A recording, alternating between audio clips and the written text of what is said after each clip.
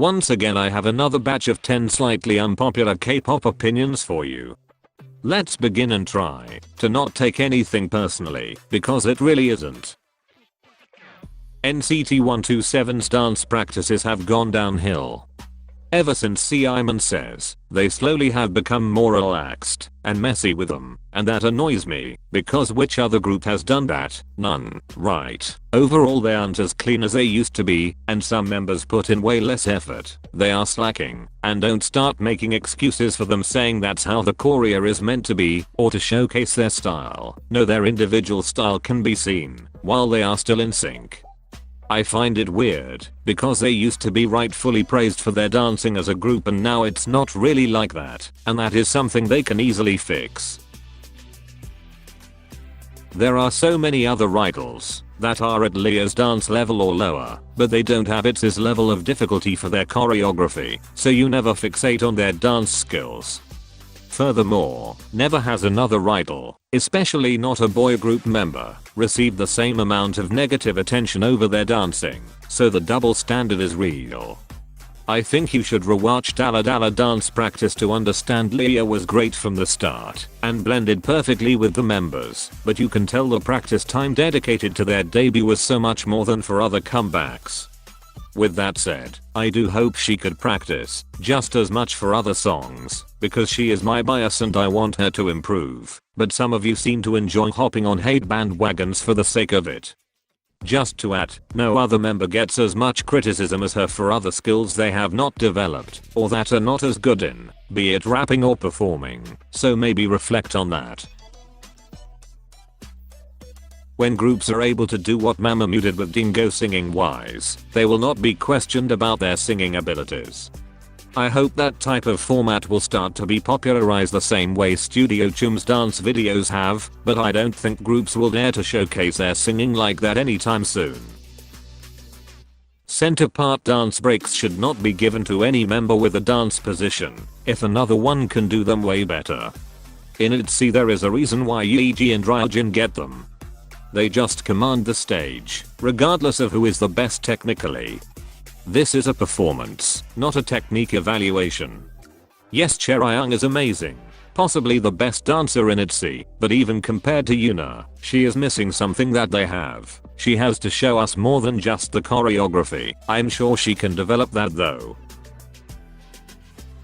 Taeyong should be the only main dancer in 127. No one is on his level and that is a fact. If anything, Mark is second to Taeyong.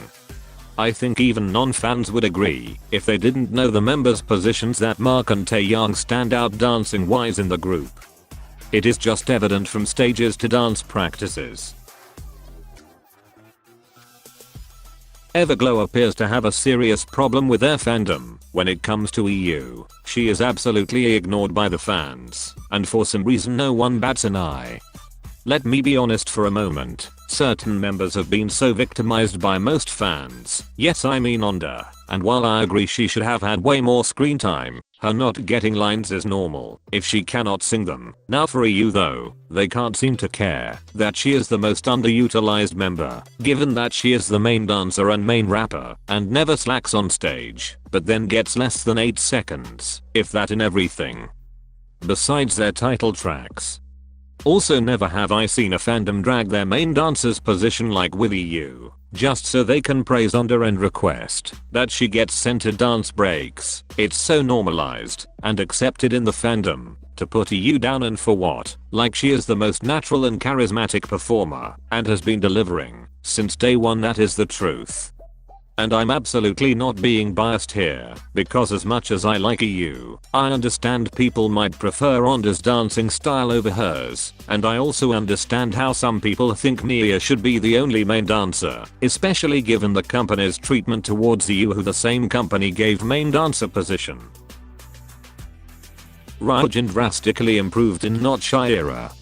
I have no idea what happened. Did she become more comfortable or confident on stage, or what? But I have noticed, since Wannabe era, after every single comeback she gets better with each performance, and I just enjoy watching her so much. I always questioned her being center in Dalla Dalla and Icy, but now even if she is not center she has become much more natural and the improvement is unreal. With that said, I feel like Yeji from day one has been pretty much an unofficial center along with Ryujin, but it's Yeji after all.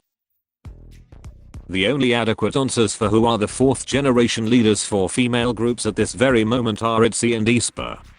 There just is no comparison when it comes to other groups, and that is to be expected. After all, they are continuing SM and JYP's legacy.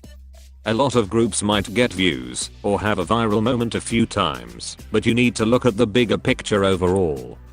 You can't have an ongoing bullying scandal or be from a smaller company and expect the type of weight these two groups have, regardless of the type of music they put out. From the moment they debuted, they became the top tier players in the game. I have seen this statement made about more than 10 groups already, and honestly, being unbiased is not that hard. Your faves are still your faves. That doesn't mean they are 4th gen leaders, and that is okay. Let me stop you before you say I hate Onda. I don't. I do like her. She is super cute off stage, a really pretty visual, and is an amazing dancer, no doubt. However, she does not suit hard-hitting concepts like First, which is why her taking the center for the dance break was not the right choice. Her expressions ended up stiff and awkward, and you are lying to yourself if you think Mia leading the dance break wouldn't have been the best choice. You really managed to pressure Yehua to put her center when that is exactly what Mia would excel in. In some concepts like in First, members like Mia deserve the most screen time and center because that is what they are good at, and for example it would not be the smartest choice to put her mostly center for a cute concept. Punch was NCT 127's worst comeback. I truly don't find anything good about this song, from the concept to the instrumental, just a really bad song, nothing redeemable.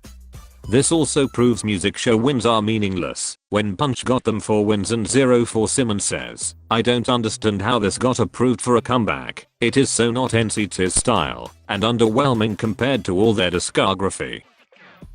If you agree or disagree, let me know why in the comments. I'll definitely read them and reply.